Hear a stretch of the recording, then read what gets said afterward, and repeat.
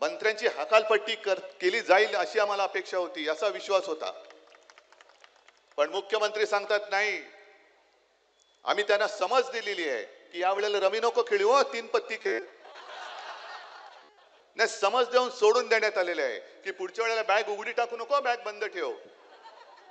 पुढच्या वेळेला तू सावली बार नेऊ ठेवू नको, भर उन्हाचा बार काढ. जर तुम्ही या भ्रष्टाचारांना पुरावे देऊन सुद्धा केवळ समज देऊन सोडून देणार असाल तर मग आमच्या उपराष्ट्रपतींना तात्काळ राजीनामा घेऊन त्यांना वनवासात का पाठवलं?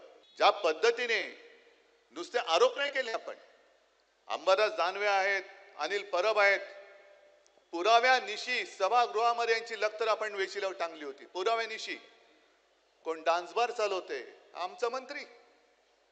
कोण बॅगा घेऊन बसले, हा आमचा मंत्री. पण एक गोष्ट विचित्र किंवा चांगली अशी पाहायला मिळाली की जसं अभ्यास कोणताही असो, तुमची आवड कोणतीही असो, पण तुम्हाला सत्ता टिकवण्यासाठी कोणतं तरी मंत्रिपद आपल्याला द्यावं लागतं. पण पहिल्या प्रथम असं झालं की एका व्यक्तीला आवडीचं खातं मिळालं. कोण? रमी मंत्री. हे रमी मंत्री आहेत. क्रीडा मंत्री कुठे आहेत? शेतकऱ्यांची चेष्टा करतात, शेतकऱ्यांची थट्टा करतात आणि भर सभागृहामध्ये रमी खेळतात तुम्ही. कशात रमतात तुम्ही? शेतकऱ्यांना कर्जमुक्ती करण्यासाठी यांच्याकडे पैसे नाहीत, शेतकऱ्यांच्या प्रश्नांकडे वेळ द्यायला यांच्याकडे वेळ नाहीये, लक्ष द्यायला वेळ नाहीये.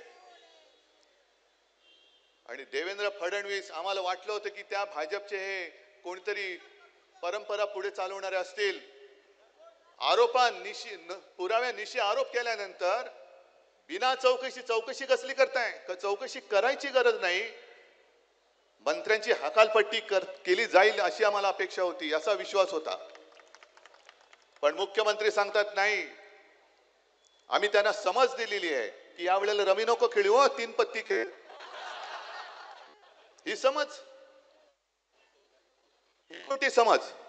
नाही, समज देऊन सोडून देण्यात आलेले आहे की पुढच्या वेळेला बॅग उघडी टाकू नको, बॅग बंद ठेव. पुढच्या वेळेला तू सावली बार नेऊ ठेवू नको, भर उन्हाचा बार काढ. हे बघा आलं ऊन. सावलीमध्ये डान्स बार नको, उन्हामध्ये डान्स बार कर.